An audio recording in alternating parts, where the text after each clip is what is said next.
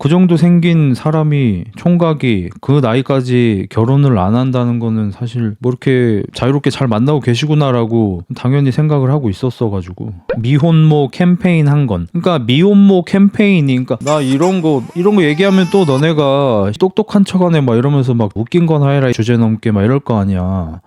근데 이거 맞아 진짜? 그런 거 생기면 좋겠는데 출산율 떨어질 것 같은데. 저는 물론 출산율도 중요하다고 생각하지만 이미 살고 있는 사람들의 행복 추구권도 중요하니까. 뭐 무슨 검사 부부지롱 뭐 이런 거나 나 한남더일 사는데 막 이런 것만 평균 올려치기가 아니라 우리나라의 문화나 정서 같은 것도 평균 올려치기가 들어가는데 마치 우리나라의 대부분의 가정이 엄청 아름다운 것처럼, 그래서 문가비 씨하고 정우성 씨의 가정이 매우 잘못됐고 불행이 예견된 것처럼 얘기하는 것도 평균 올려치기라고 생각해요. 정우성 청룡영화제 참석. 정우성 님께서 청룡영화제에 참석을 하시겠다라고 처음에 이렇게 말씀을 하셨다가 번복을 하셨어요. 참석을 안 하겠다. 근데 다시 또 번복을 하셔서 참석을 하셨습니다. 여러분은 좀 어떻게 생각하세요? 참석하신 것에 대해서? 저는 완전 괜찮다고 생각합니다. 저는 응원합니다. 그리고 아마 많은 사람들이 저랑 같은 생각이실 거예요. 그래서 청룡영화제에서 정우성 님이 등장하실 때, 그리고 이런저런 말씀을 하실 때, 그리고 마지막에 앞으로 어떻게 하시겠다라고 계획을 말씀하실 때 많은 사람들이 막 박수 쳐주고 막 했죠. 좀 진지병일 수도 있는데, 아니 우리나라를 좀먹는 사람들, 무슨 범죄를 저지른 범죄자들, 이런 새끼들이 널렸고, 지금 솔직히 정치인들 막 지금 재판받고 이런 거 보면은 이걸 막 거의 코미디나 다름없는데, 총각이 자유연애하고 아이가 생겨서 책임지겠다 하는데 그거 가지고 막 이렇게 잡아먹을 듯이 하는 건 저는 조금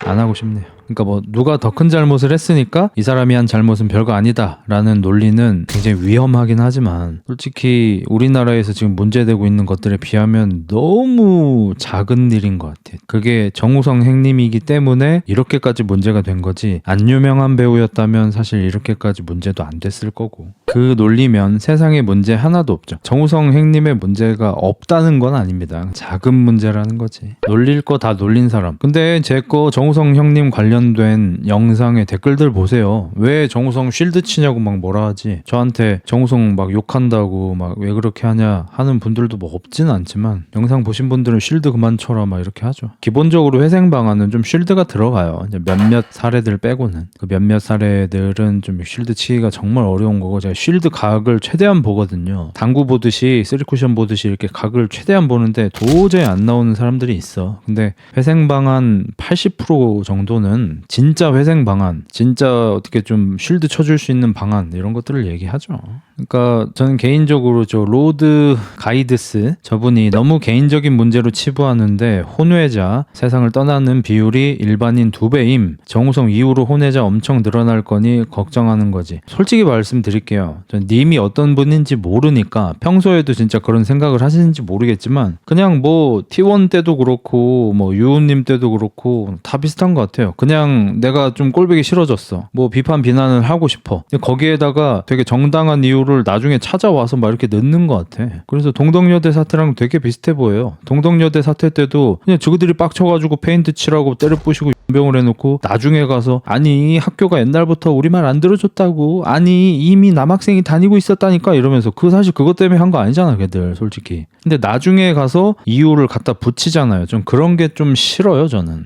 그리고 일반적으로 혼외자라고 하면은 기본적으로 경제적인 어려움이 있는 사람들이 좀 많죠. 하지만 정우성 씨의 혼외자라면 금전적으로 지금 여기 들어와 있는 우리 전원 다 합친 거하고 뭐 비슷할 텐데, 재산이 뭐 그렇게까지 문제 될 거라고 생각하지 않습니다. 그리고 또 그렇게 따지면 이혼하는 가정의 아이들은 어마무시한 스트레스를 받고 되게 힘듦을 겪고, 또 이 문제를 저지르는 사람들 통계 같은 거 보면은 부모님이 안 계시거나 이혼하거나 뭐 이렇게 편부모이거나 뭐 이런 경우가 많거든요. 그렇게 따지면 우리나라 이혼도 못하게 해야 돼요.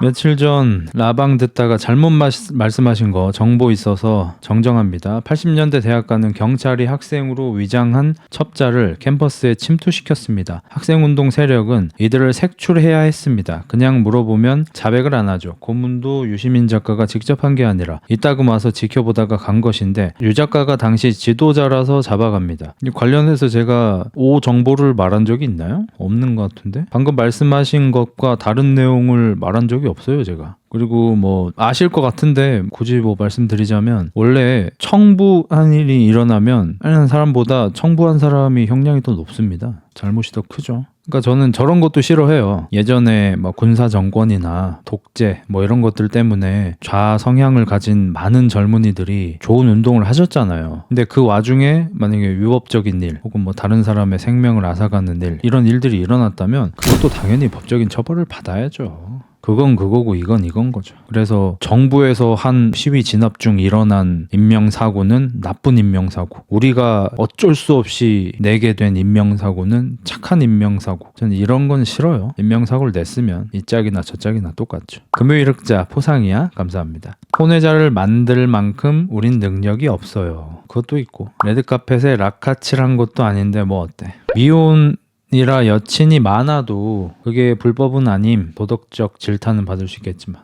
그렇죠. 그러니까 옛날부터 이래서 정치권이 연예계를 많이 이용했던 것 같아. 지금 엄청난 일들이 일어나고 있는데 이 와중에도 우리나라를 지금 지배하고 있는 건 정우성 행님 아닙니까? 정치권에서도 이런 걸 뭐 당연히 이용하고 싶겠죠. 근데 저도 뭐 오해 없으시기 바랍니다. 막 갑자기 내가 쉴드 치고 싶은 게 있을 때는 나라에 더 큰 일이 있다 이러고, 내가 쉴드 안 치고 싶은 일이 일어나면은 나라에 무슨 일이 있던지 막 이거 막 얘기해야 된다 이러고 막 이런 것처럼 보일 수 있는데, 근데 저는 개인적으로 제가 회생방한 했던 것 중에서도 진짜 너무 사소한 거라고 생각해요, 이거는. 그러니까 예를 들어서 최근에 회생방을 했던 사람 중에 최민환이 있잖아요. 그 FT 아일랜드의 최민환 씨는 저기 슈돌인가 거기에 나와서 전처가 생활비를 막 너무 많이 쓰고 교육비를 너무 많이 쓰고 그래서 이렇게 금전적으로 어려움이 있는 척하면서 가난하고 불쌍한 이혼남, 그리고 보통 아이들을 양육권을 엄마가 가져가는데 아빠가 가져온 이런 것들을 통해서 엄청 좋은 이미지를 구축해서 사람들한테 관심과 인기도 끌고 돈도 벌고 이랬는데, 알고 봤더니 막 그런 데를 엄청 다닌 거 아니야, 여자 나오는 데를. 이거 사실 기망이거든요, 시청자들에 대한. 근데 정우성 형님한테 아주 실망감을 크게 느낀 사람들도 정우성 형님이 여태까지 뭐 난민 문제라든지 뭐 정치적으로 되게 올바른 사람인 척 했으니까 이번 사건 때 기망을 느끼실 수 있는데, 저는 사실 정우성 아저씨한테는 기망이 안 느껴지거든요. 그 정도 생긴 사람이 총각이 그 나이까지 결혼을 안 한다는 거는 사실 뭐 이렇게 자유롭게 잘 만나고 계시구나 라고 당연히 생각을 하고 있었어가지고. 미혼모 캠페인 한 건, 그러니까 미혼모 캠페인이, 그러니까 나 이런 거 얘기하면 또 너네가 흑자 새끼 똑똑한 척하네 막 이러면서 막 할 거 아니야. 웃긴 건 하해라 이 새끼야, 주제 넘게 막 이럴 거 아니야. 근데 이거 맞아 진짜? 예를 들어서 정우성이 난민을 받자고 했어. 근데 그걸 결혼에 빗대면서 자기 애도 자기 집에서 안 키우면서라고 하잖아. 정우성이 난민을 자기 집에 데려온다고 한 적은 없잖아. 정우성이 뭐 난민들을 우리 뭐 강남에다가 받아줘야 됩니다 뭐 이런 얘기를 한 적이 없잖아. 그냥 뭐 어딘가 좀 조그만한 노는 땅이 있으면 그런 데 받아줄 수도 있는 거고 이런 느낌인 거고. 미혼모 캠페인을 했는지 난 모르겠어. 근데 미혼모 캠페인은 보통 혼자서 아이를 키우고 있는 어린 엄마들이 먹고 살기가 힘들고 애기 키울 돈 자체가 없으니까 경제적인 지원을 해주자, 그리고 사회적으로 그들을 좀 안 좋게 보는 시선을 없애자, 이쪽인 거잖아. 그러면 정우성 씨는 자기가 결혼하지 않고 만들어진 아이한테 경제적인 지원을 약속을 해줬으니까 미혼모 캠페인을 그대로 지킨 거죠. 미혼모 안 만들기 캠페인이 아니었잖아. 미혼모들을 도와주자는 캠페인이고 자기가 만든 미혼모를 도와준다잖아. 자기가 한 말을 그대로 지킨 거예요, 사실. 물론 좀 없어 보이긴 하지. 막 그게 막 대단히 좋다, 막 좋다가 아니야. 나쁘긴 한데 막 그렇게까지 나쁜가 싶어. 그래 뭐 자기가 쌓은 똥 자기가 치우겠다는데. 그렇죠.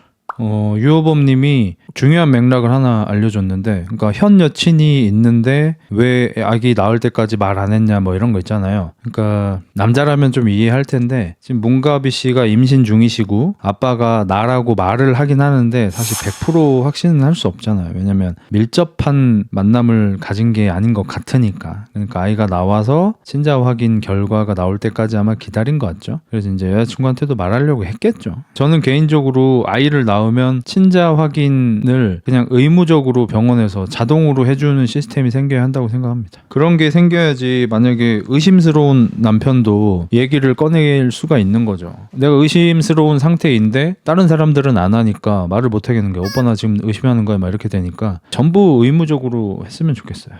그런 거 생기면 좋겠는데 출산율 떨어질 것 같은데 저는 물론 출산율도 중요하다고 생각하지만 이미 살고 있는 사람들의 행복 추구권도 중요하니까 그거나 하나 소개시켜주자. 저 오늘 JTBC에서 본 거거든요. 그거 뭐지? 사건 반장. 아무튼 그게 뭐냐면 어떤 남자가 어떤 여자를 만났어요. 둘 다 어린 나이는 아닙니다. 30대였던 것 같고 그 남자가 여자를 만나고 2주 정도 됐을 때 같이 여행을 좀 갔어요. 근데 그 여행지에서 그 여자가 오빠는 나랑 결혼할 거야? 안 할 거야? 언제 결혼할 거야? 나는 결혼을 할 진지한 만남을 하고 싶어. 이렇게 너무 급하게 얘기해서 남자가 좀 의아하긴 했었대. 그래서 여자가 지속적으로 계속 결혼 얘기를 꺼내고 남자도 여자가 좋으니까 아마 외모 차이가 좀 났던 것 같아요. 남자보다 여자가 외모가 좀 우월했나 봐. 그래서 굉장히 빠르게 결혼을 합니다. 그리고 결혼을 하자마자 그 여자가 경제권을 자기가 가지고 싶다고 남편한테는 용돈을 30만 원만 받았으면 좋겠다고 얘기를 해서 남편이 수락을 하고 남편이 공인 인증서가 들어있는 핸드폰을 아예 아내한테 줘버려요. 그리고 자기는 새로운 핸드폰을 개통하고 그래서 아내가 남편의 월급만 관리하는 게 아니라 남편이 여태까지 모았던 돈도 다 관리하게 되고 남편의 신용도 관리하게 된 거예요. 모든 걸 다 준 거예요 진짜. 그리고 이제 아내는 살림을 시작했는데 뭐 당연히 집안 살림을 열심히 하실 리는 없고 계속 돈 없다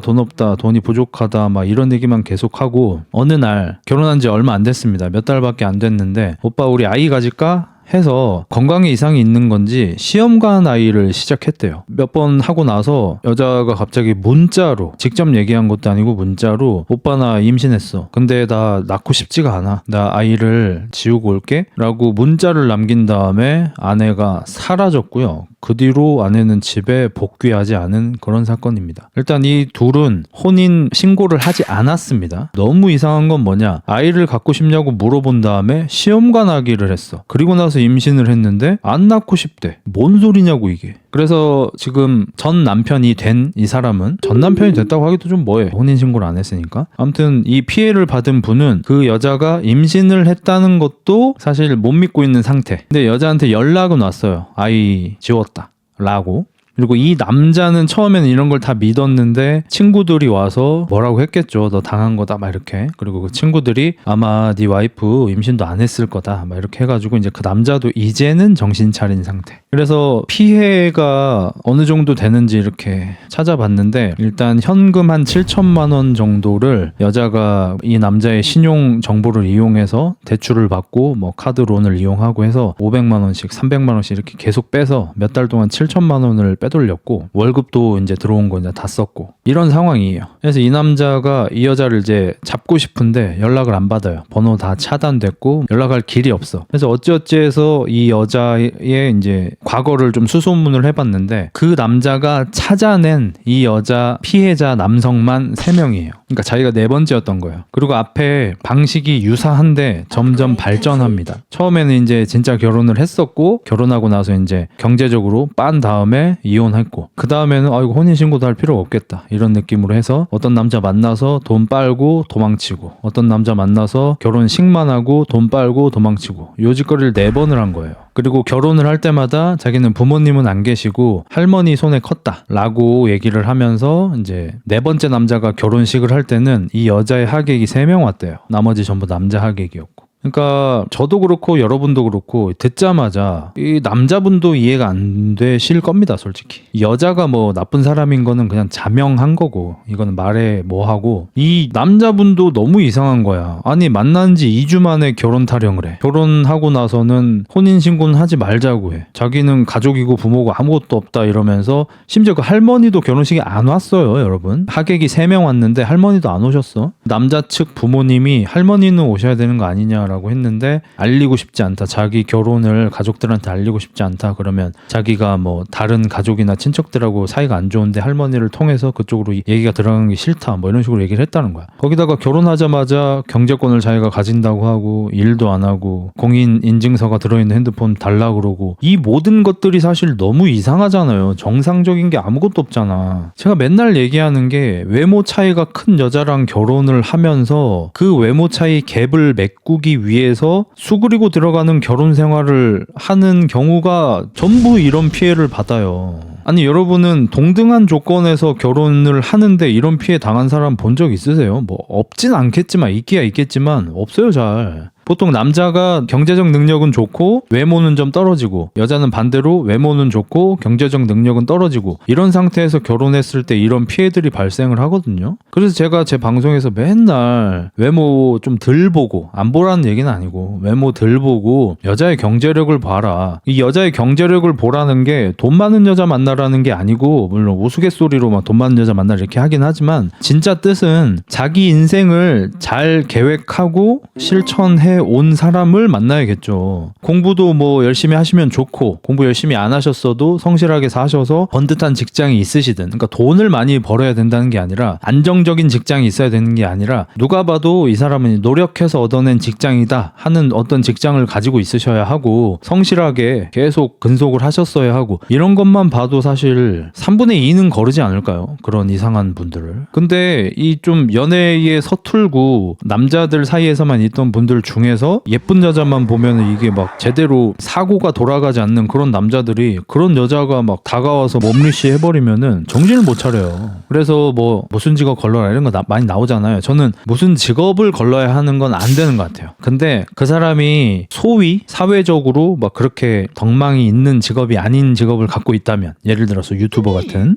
이런 직업을 가지고 있다면 그 사람이 일하는 곳에 가서 어떻게 일하는지 좀 확인을 해봐야 한다고 생각해요. 그리고 이런 과정에서 오빠 나 못 믿어? 아니면 반대로 너 나 못 믿어? 이런 식으로 자기를 못 믿냐면서 아무것도 안 보여주려고 하고 자꾸 뭘 숨기려고 하고 이런 사람이면은 그런 사람을 걸러야 해요. 예를 들어서 헬스 트레이너도 바람둥이 이미지 같은 게 좀 있어. 근데 내 남자친구를 진지하게 만날 거면 그 남자친구가 근무하는 헬스장에 회원으로 가서 당연히 여자친구라고 알리지 말고 남친구한테도 자기 모른 척 하라고 하고, 그 사람이 일하는 모습을 좀 봐야죠. 내 여자친구가 필라테스 강사면 마찬가지로 내가 갈 수 있으면 좋고, 안 되면 뭐 여사친들을 좀 이용해서 가서 어떻게 일하는지 좀 보라고 하고, 그 다음에 이 사람이 여태까지 번 돈을 어떻게 관리했는지도 보고, 어느 동네에 살며 이 사람의 지출은 어떠며 이 사람이 경제 개념이 어떤지, 얼마 벌고 얼마 쓰는지, 돈을 어디에 많이 쓰는지, 이런 것들을 다 확인을 해야 결혼을 하는 거지. 아니 막말로 예쁘고 몸으로 몇 번 이렇게 들이대고 이래버리면 갑자기 사랑한다면서, 그 사랑이 아니고 성욕이잖아요, 솔직히.